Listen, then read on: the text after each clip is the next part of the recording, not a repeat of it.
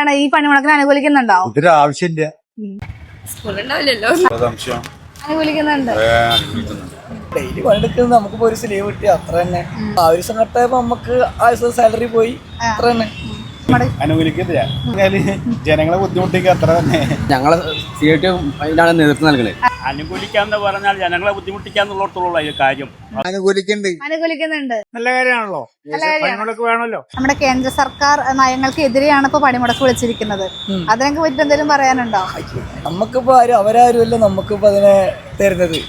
നമുക്ക് ഡെയിലി പണിയെടുക്കണം, നമുക്ക് തിന്നണമെന്നുണ്ടെങ്കിൽ നമുക്ക് ഡെയിലി നമ്മൾ പണിയെടുക്കണം. രീതിയിൽ പണിയൊക്കെ കേന്ദ്രത്തിലൊരു മാറ്റമൊന്നും വരില്ല, മനസ്സിലായോ? കേന്ദ്രം ഉദ്ദേശിച്ചത് തന്നെ കേന്ദ്രം ചെയ്യുള്ളൂ.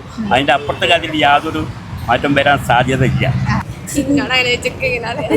അങ്ങനല്ല, ചിലപ്പോ നല്ല അത്യാവശ്യമുള്ള സമയമൊക്കെ ആവുമല്ലോ, അവർക്കൊക്കെ നല്ല ബുദ്ധിമുട്ടാവൂല്ലേ. സൂര്യന്മേലിൽ പ്രധാനമന്ത്രി വന്നിട്ട് എന്താണ്ടായേ? ആ കുട്ടീനെ ഉമ്മ കൊടുത്ത് പോയി എന്നല്ലാതെ 10 പൈസ കൊടുത്തില്ല ഇന്ന് വരെ. പൊതുജനങ്ങളെ ബാധിക്കും തോന്നുന്നുണ്ടോ?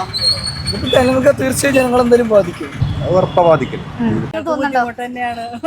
അത് ബാധിക്കുകയൊക്കെ ചെയ്യുമല്ലോ, ഒരുപാട് ആൾക്കാര് നയിച്ചു തിന്നണതാണ്. ജനങ്ങൾക്കൊരു ബുദ്ധിമുട്ടുണ്ടാക്കുക എന്നതിൽ കവിഞ്ഞതിൽ വല്ല മെച്ചം ഉണ്ടാവുമോ?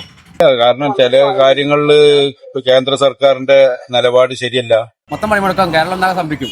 എല്ലാ കടക്കാരും സഹകരിക്കണം, തൊഴിലാളികളും വിദ്യാർത്ഥികളും എല്ലാവരും പണിമുടക്കാൻ അനുകൂലിക്കണം. മുടക്ക് ഉണ്ടാവുന്നത് മൂലം പൊതുജനങ്ങളുടെ ഒരു ദിവസത്തെ ബാധിക്കും. അതൊന്നുമില്ല, അത് എല്ലാവർക്കും വേണ്ടിയിട്ടാണ്.